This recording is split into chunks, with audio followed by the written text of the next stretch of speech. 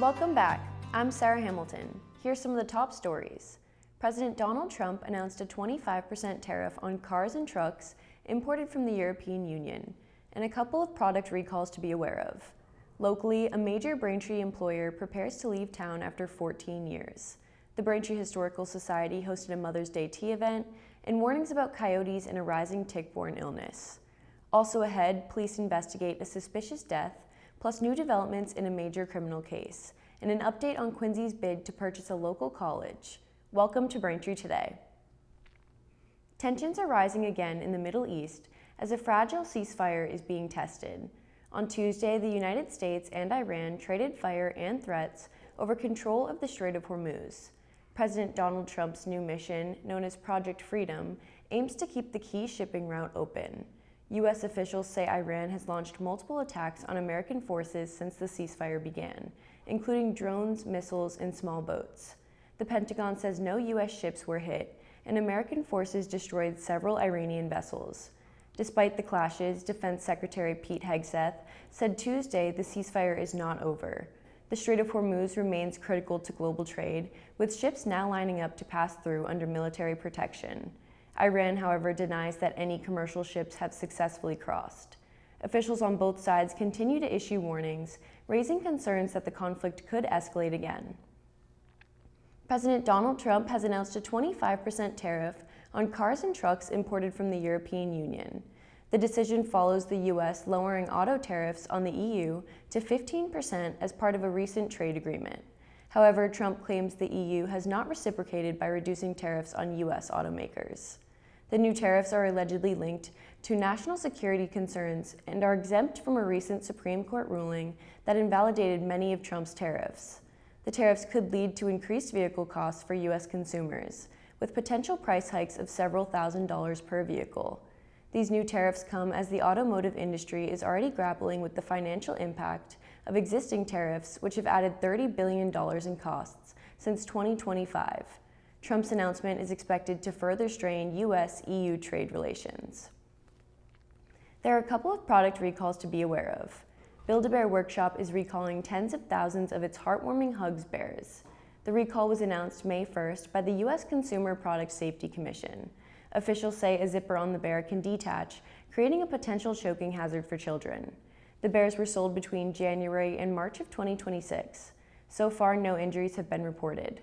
Customers are urged to stop using the product and return it to a Build-A-Bear store for a refund or exchange. Officials say consumers can also visit the company's website for more information. Another major product recall is impacting millions of consumers.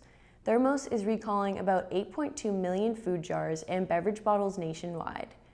The products were sold between March 2008 and July of 2024.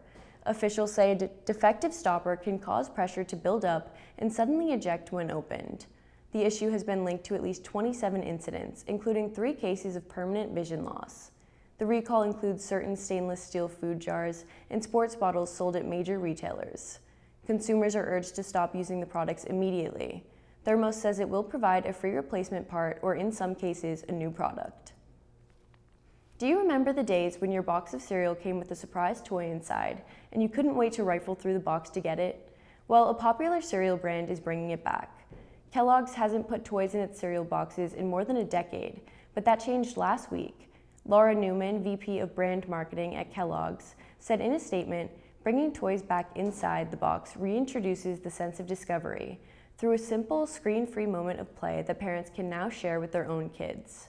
First up for Kellogg is a popular favorite from Disney.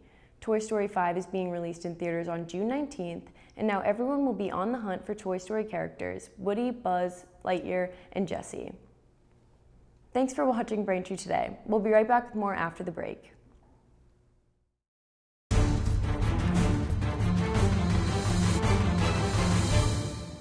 Hi, I'm Tom Lyons, a retired captain from the Quincy Fire Department and the author of the book Fighting Fire, A Proactive Approach. Cooking is the leading cause of home fires. Unattended cooking is the leading cause of these fires and related deaths. Therefore, keep a close eye on your cooking. If you must leave the kitchen, bring a utensil with you as a reminder of your efforts. Set a timer for food taking longer to cook. Turn pot handles towards the back of the stove. Keep a lid nearby when cooking. If a small grease fire starts, slide the lid over the pan and shut off the burner. You can take an active role in your safety. Cooking safety starts with you. Welcome back to Braintree Today. I'm Sarah Hamilton. Now we'll be getting into more stories. A longtime Braintree business is preparing to leave the town after 14 years. Indus is a pavement preservation contractor with hundreds of workers. It plans to relocate its headquarters and operations from 825 Granite Street in South Braintree to an industrial park now under development in Middleborough. Indus began in 1957 as Seal Coating Incorporated, working to maintain asphalt-paved roadways that were then spreading throughout Massachusetts and the U.S. over the years. The pavement preservation work extended from roads to bridge surfaces to airport runways, including the tarmac at Logan Airport. The business was founded in Hingham nearly 70 years ago and moved to Braintree in 2012. It has 65 year-round staff members and another 160 seasonal employees. Moving to the Middleborough location will allow Indus to add 20 more employees. On Sunday, May 3rd, the Braintree Culture Council and Braintree Historical Society put on a performance at Town Hall. Rita Parisi portrayed Mrs. Michael Gordon and shared humorous and eye-opening stories about life at the turn of the 20th century. Many Braintree residents were in attendance, as well as memorabilia, objects, clothing, and trinkets from the turn of the century. Following the event, Braintree Historical Society member Mary Frazier presented flowers to Ruth Powell, a Historical Society member who will be celebrating her 100th birthday in August of 2026. For more info about the Braintree Historical Society or any upcoming events, please visit their website at braintree-historical.org. Officials say a family of coyotes has settled into a Braintree home with a picturesque view, but aren't welcoming visitors. A coyote den has been found at the Patty Whitehouse Scenic Overlook in Parkland off Glenrose Avenue and above the Fore River. According to a social media post made last Tuesday by Braintree Police, this is an active den and the mother is currently caring for and protecting her pups, the post said. While coyotes generally avoid people, they can react defensively during their denning season, according to officials. In this case, the mother animal might behave with aggression if she feels her babies are being threatened. Braintree Police urged people not to approach the den and to avoid even lingering nearby, especially at dawn and dusk. Any dogs walked in the area should be closely leashed. Let's help keep both people and wildlife safe by giving them the space they need, the post said. As warmer weather arrives, health officials are warning about an increase in ticks and a growing health concern. The Massachusetts Department of Public Health says a condition known as alpha-gal syndrome is on the rise. The tick-borne illness can cause a serious allergy to meat and dairy products. Officials say the Lone Star tick, which is linked to the condition, has been spreading north and is now found in parts of Massachusetts, including Cape Cod and the islands. Last year, hundreds of cases were reported on Martha's Vineyard alone. Health experts say the condition can be life-threatening in some cases. Residents are urged to take precautions, including using tick repellent, checking for ticks after being outdoors, and drying clothes on high heat after spending time in wooded areas. Officials say awareness is key as tick season gets underway. The Curtain Call Theatre in Braintree is staging a production of Arthur Miller's The Crucible. The celebrated 1953 play shows what can happen when irrational fear, accusations, hysteria, and unchecked power consume a community. Toni Ruscio is director and producer for the play and has wanted to direct it for years. She said, quote, "It's one of those plays that never stops being relevant. We look for shows that spark conversation, and this one really does. It pushes both the cast and the audience to think about how fear shapes behavior and what responsibility we have in those moments," end quote. 6 shows are planned at Curtain Call Theatre, located at 182 Commercial Street in Braintree. Tickets are $30 and may be purchased at curtaincallbraintree.org. Thank you for watching Braintree Today on BCAM TV. We'll be right back with more stories in the area. Take steps to keep yourself and your family safe from ticks and the illnesses they can cause. Use EPA-approved tick repellents on your skin and clothes. Read and follow the directions. Wear light-colored clothing to make it easier to spot a crawling tick. Check for ticks on yourself, your kids, and your pets anytime you've been outdoors. Some tick bites can make you sick, but finding and removing a tick properly makes it less likely. Call your doctor if you start to feel ill or notice a rash near the bite. Play it safe when you're outdoors. Welcome back to Braintree Today. Now let's get right into more stories.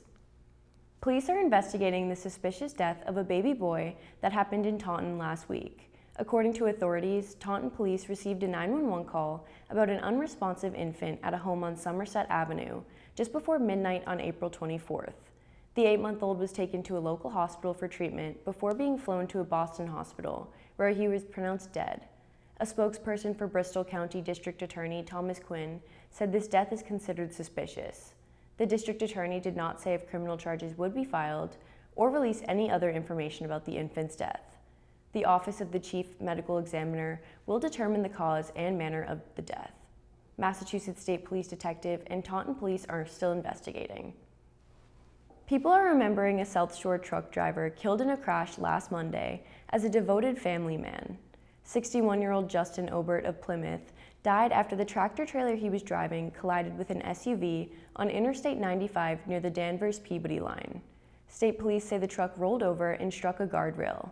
The driver of the SUV and a passenger were not injured. Obert was declared dead at the scene.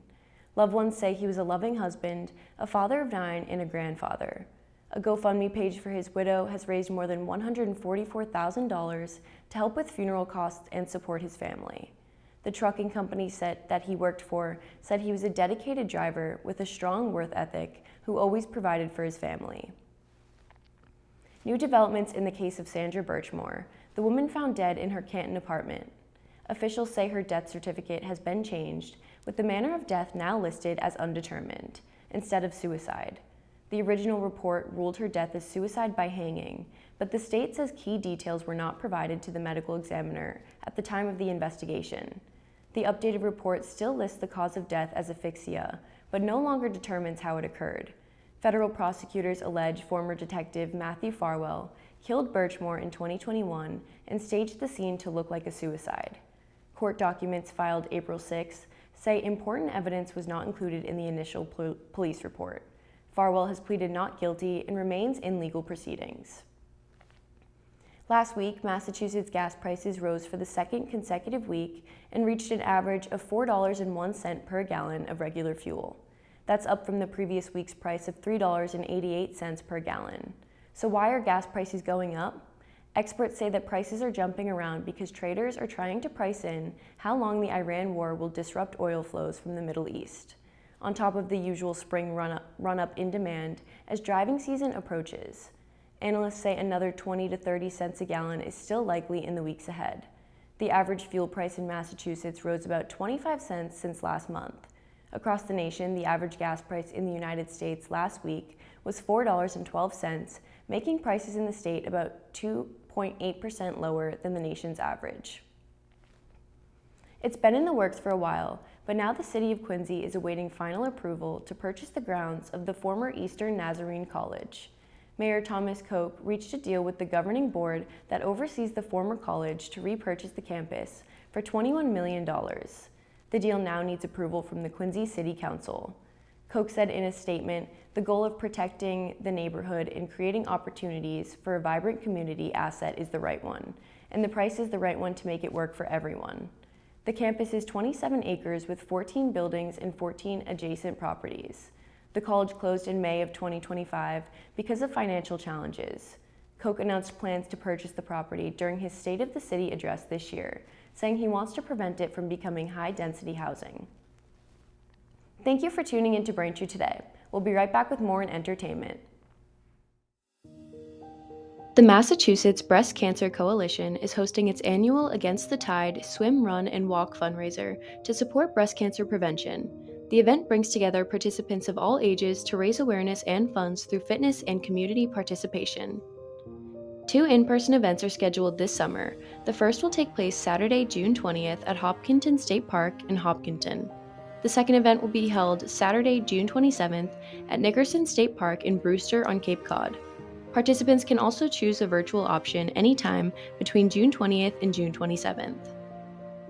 Participants can take part in a variety of activities depending on their interests and ability level.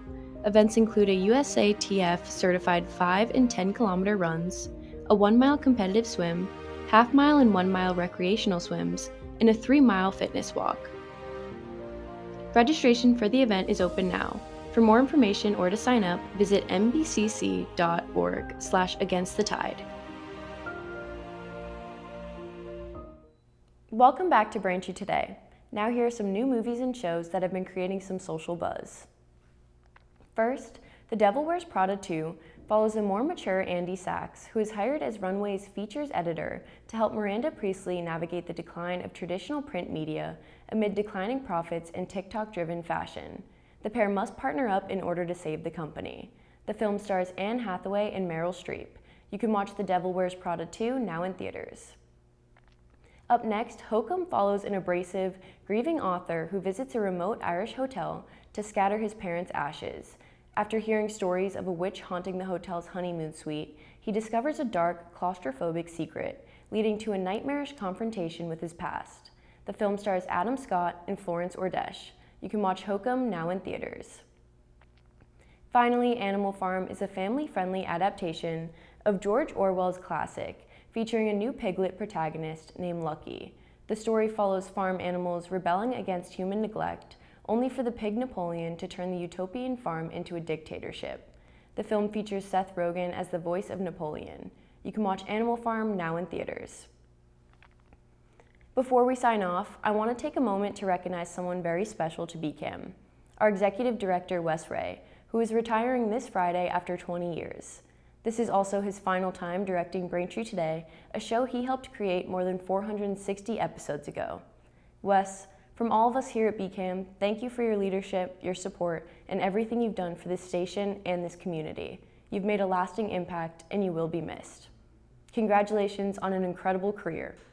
And with that, thank you for watching Braintree Today on BCAM TV. Don't forget, you can watch us on Verizon in HD on channel 2128 and Comcast on channel 1073. I'm Sarah Hamilton, and we'll see you next time.